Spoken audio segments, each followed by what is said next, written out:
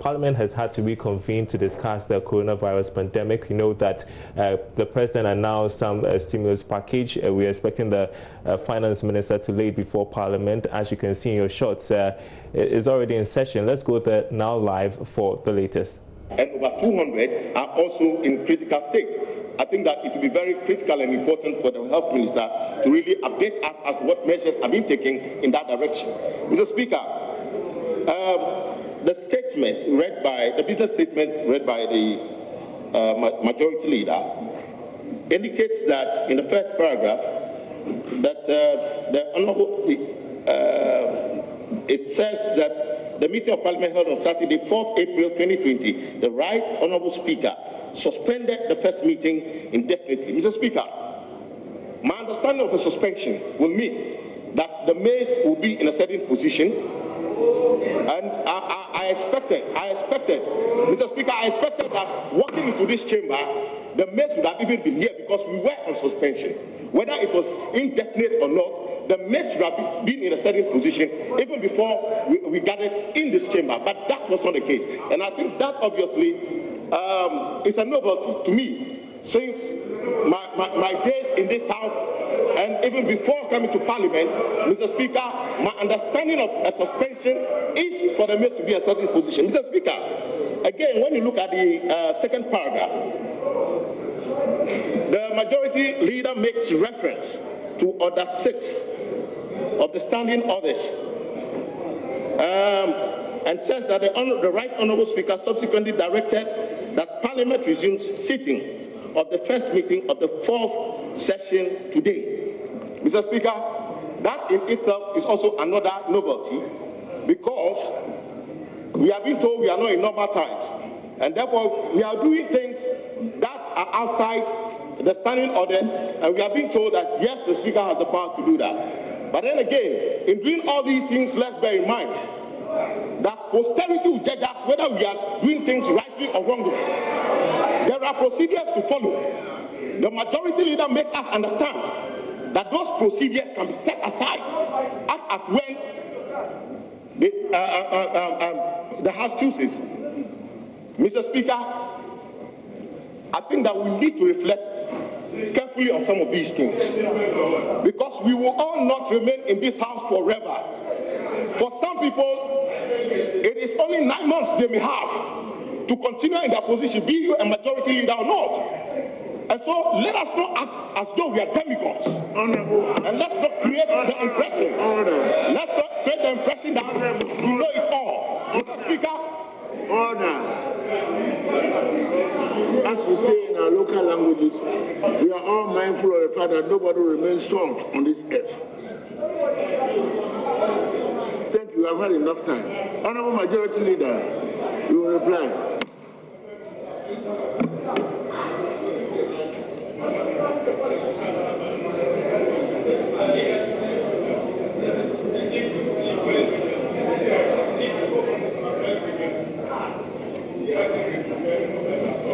Those who are carrying their debates on various platforms may do so. Today is a special call. If you are not going to speak closely and in tandem with the business statement, please save us this morning. Honourable Majority Leader.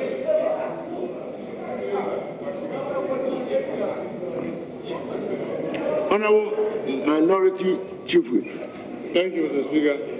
Mr. Speaker, the business statement, as read by the majority leader, in my view, did not reflect what happened in the committee. Mr. Speaker, when it came to the issue of statement, in the business statement, in the business committee meeting, I drew the majority leader's attention that our standing orders and the statement do not require us to do anything. It's for information purposes. And Mr. Speaker, with your permission, I read the Order 70 that majority leader is proposing that the finance minister comes on. And Mr. Speaker, 72, or maybe I'll even read from 1. Mr. Speaker may make statement on any matter of interest to the House. 2, a Minister of State may make an announcement or a statement of government policy. Any such announcement or statement should be limited to facts which it is deemed necessary to make known to the House and should not be designated a design to provoke debate at this stage. So, Mr. Speaker, if the Finance Minister makes a statement, it will be difficult, as we are requesting that via that we refer it to a committee. Now, Mr. Speaker, what we need to properly do is under Order 75. Mr. Speaker, with your permission, I read Order 74-75.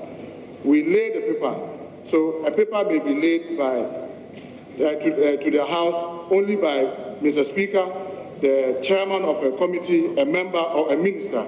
Mr. Speaker, the most important aspect is 75(2), where it says that as soon as sufficient copies are read, then the 2 says, if so desired by the person presenting a paper, a short explanatory statement may be made by him upon his presentation. So, Mr. Speaker, I believe that this is the right place, because when it is then laid, it will then be proper to then refer it to the committee to consider and report, as we indicated in the business statement by, I think, paragraph 2B, second paragraph, as the statement is saying. But if we come by a statement, Mr. Speaker, statements are only for information purposes. So I think the right thing, I raised it at the business statement. I don't know why it was not proper captured, when you said via a statement in the House. So we may have to do it properly. It should be under Order 75, and that will be most neat and clean for us to be able to deal with the business. Thank you very much, Mr. Speaker. Honorable Majority Leader.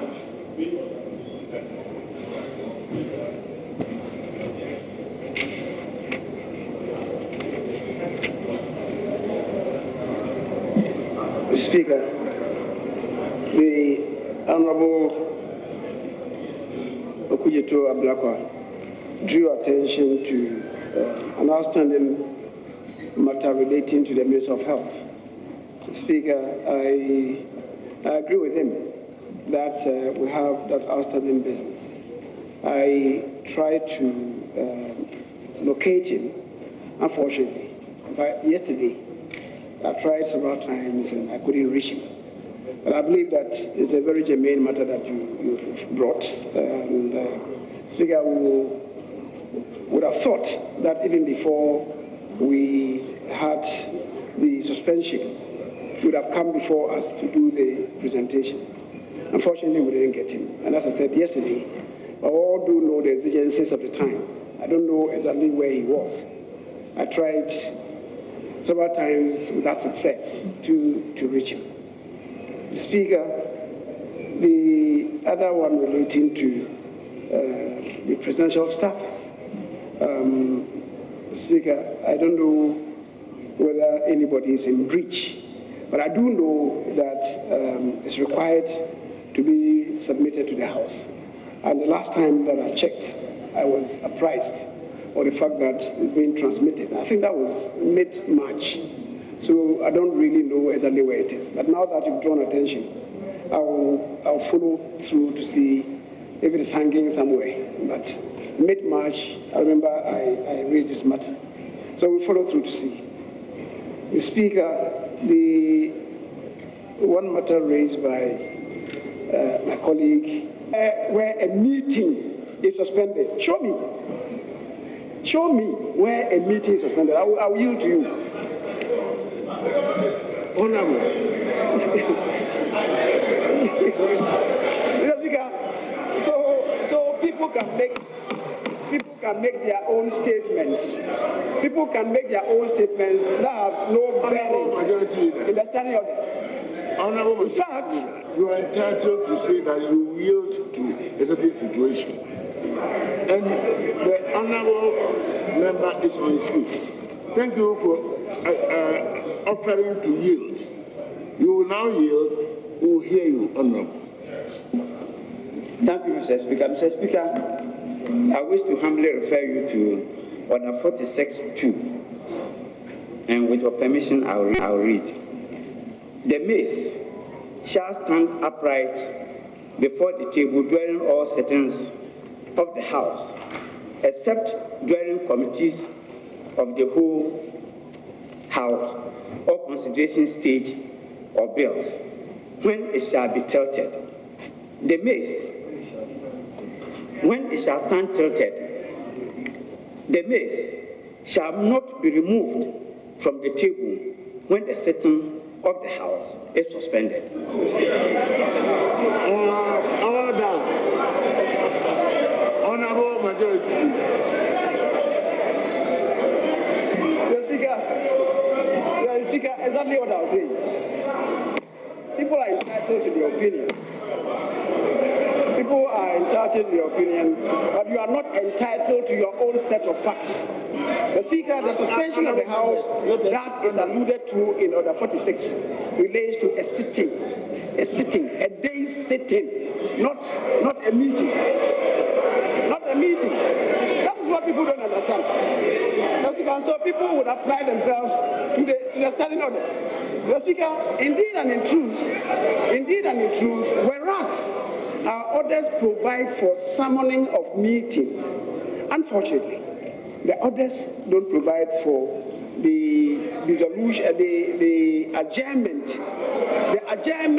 of meetings. There is nowhere in the standing orders which relates to adjournment of meetings. It rather relates to adjournment of a sitting. That's the day's activity. And anybody can show indication that I'm wrong. People should apply themselves to the standing orders and read. That is it.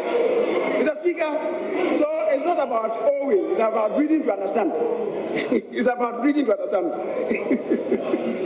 Mr. Speaker, so the other one relating, so Mr. Speaker committed no offense. Mr. Speaker committed no offense by the adjournment, by the suspension of the meeting, which is what he did.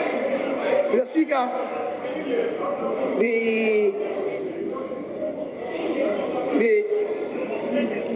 the chief whip for the minority related to the procedure of the finance minister coming with a request. Mr. Speaker, yes, we discussed this at the business committee, but Mr. Speaker, I do not see any reason to yield to what he was saying. Because yes, he was saying that we should come by Order 75, and the minister is not presenting a paper to us. He's not presenting a paper to us. The minister, the Speaker, I keep saying that if our committees were energized, if our committees were liberated and given sufficient muscle, this matter that we are going to attend today, that is the minister having the authority at the instance of the Finance Committee to assess funds from the contingency fund. Mr. Speaker, if our committees were strong, or depending on how we would have built our committees, the minister could have touched base with the Finance Committee. But I do know that speakers have always insisted that referrals to committees should come from the chair. It is the reason why it was thought necessary for the Minister of Finance to come here and make the request, upon which the Speaker then will make the referral to the relevant committee, that is the Finance Committee, for them to give him authorization, and then subsequently what is required to be done will be done. So, Mr. Speaker, that is the position. And nothing untoward has been done by the proposal that has come before the House, as submitted by the Business Committee. Mr. Speaker, thank you. Thank you very much, Honourable Majority Leader. A minister is clearly by the rules entitled to make a presentation, deliver a paper at any time to the House of the People's Representatives. When any such paper is delivered, the Speaker may give directives accordingly. When we get to that bridge, we shall cross it accordingly. Honourable members, the business statement as presented is hereby admitted, and we shall proceed with our business.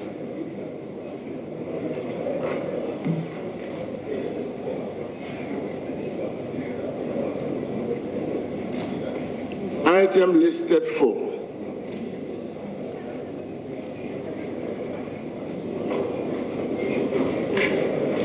We shall please make a small adjustment in the order paper, and we shall call item 5 first for the presentation of papers. Honorable Finance Minister.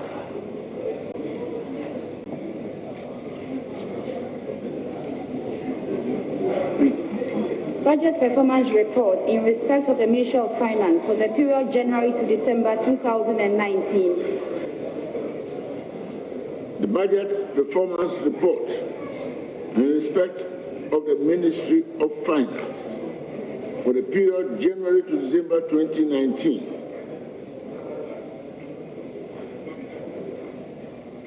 Is duly presented and it is referred to the Finance Committee for urgent consideration and report.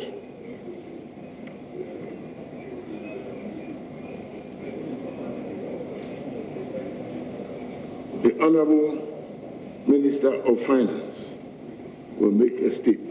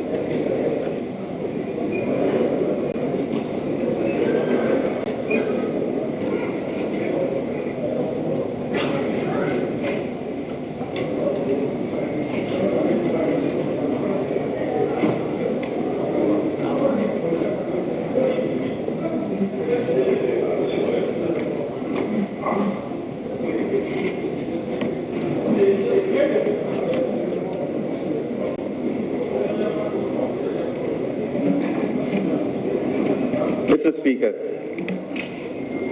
let me first of all take this opportunity to truly thank you and all honorable members for sitting today. Mr. Speaker, on 27th March 2020, His Excellency President Nana Addo Dankwa Akufo-Addo delivered his 4th address on the coronavirus pandemic to the nation. In that address, Mr. Speaker, the President directed the Minister for Finance to prepare for approval by Parliament a coronavirus alleviation program, CAP, to mitigate the disruption to economic activities and the hardship imposed on the people of Ghana by the coronavirus pandemic, and to rescue and revitalize our industries that have fallen prey to the pandemic. The President further stated that the Minister for Finance will immediately make available a minimum of 1 billion Ghana cedis to households and businesses, particularly micro, small, and medium enterprises, as part of the initiative. Mr. Speaker, thereafter, on 30th March 2020, the Minister for Finance delivered a statement on the economic impact of the COVID-19 on the economy of Ghana to Parliament. The Minister also placed before Parliament a proposal that sought parliamentary approval to lower the cap on the Ghana Stabilization Fund, GSF, from $300 million to $100 million, and to transfer the excess amount of $290 million over and above the newly proposed cap to the contingency fund to finance the coronavirus alleviation program. Mr. Speaker, I wish to express our profound gratitude to Parliament for working expeditiously to approve the proposal to lower the cap on the Ghana Stabilization Fund from $300 million to $100 million. This has enabled us to transfer the cedi equivalent of $219 million, that is Ghana 1,203,000,000 cedis, into the contingency fund. Mr. Speaker, the pandemic continues to rage, and yesterday the world recorded the largest number of deaths in a day of 1,850 people in America and the United States. Mr. Speaker, a number of Ghanaians have also died in Ghana and in foreign countries, including Mr. Michael J., former employee of the Daily Graphic and State Hotels. May their souls, Mr. Speaker, rest in perfect peace. Mr. Speaker, since we came to Parliament on Monday, March 30th, the global number of cases have soared from 693,282 to 1,279,722, or 72,614 deaths. In Ghana, Mr. Speaker, we have 287 cases as of April 6, with 5 deaths. Greater Accra, 258, Ashanti Region, 18, Northern Region, 10, Upper West, 1, Upper East, 1, and Eastern Region, 1. Mr. Speaker, it is this apocalypse that the President has sworn to avert from our land.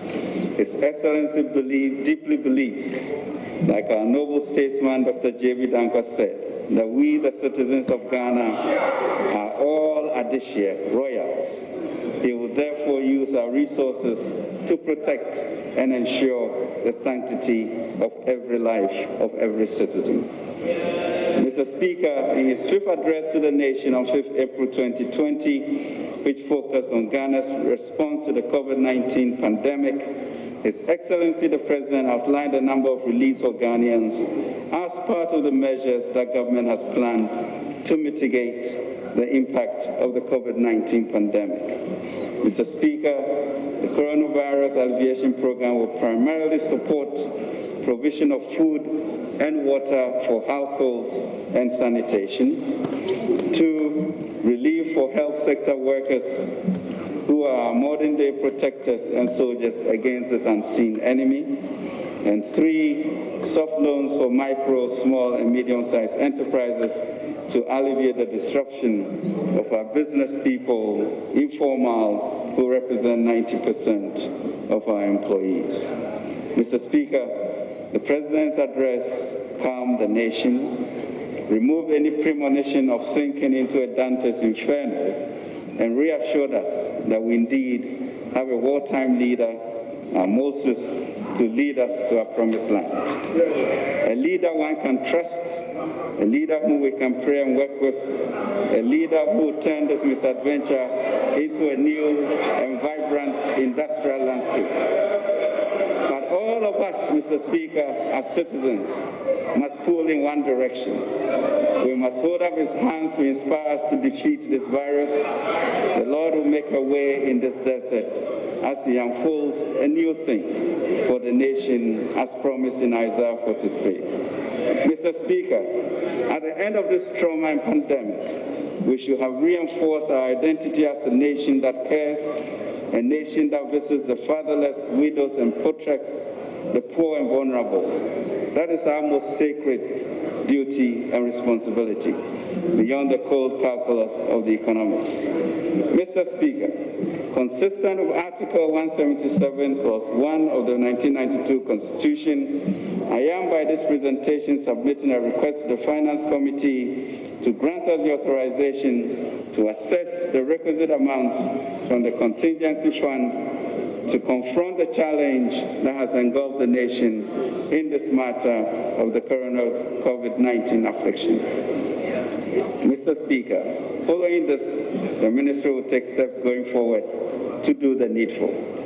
Mr. Speaker, these are extraordinary and sobering times, and we must respond with a deep sense of social justice so that our very humanity is not compromised. Mr. Speaker, permit me to end with Parliament's own prayer. God grant us a vision of our country, a country of righteousness. May God also inspire and strengthen all of our people that we may give time, thought, and sacrifice to speed the day of the coming beauty of Ghana and Africa. May all of us, Mr. Speaker, humble ourselves in prayer and gratitude for the Lord's sacrifice on this coming Good and Holy Friday. Thank you, Mr. Speaker, and may God bless and spare our nation.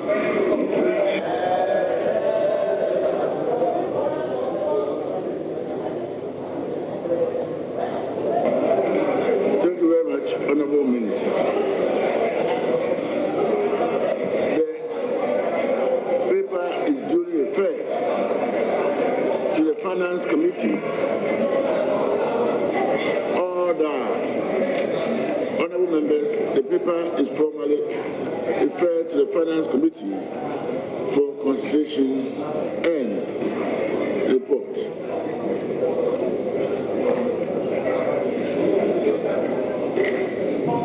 Meeting is suspended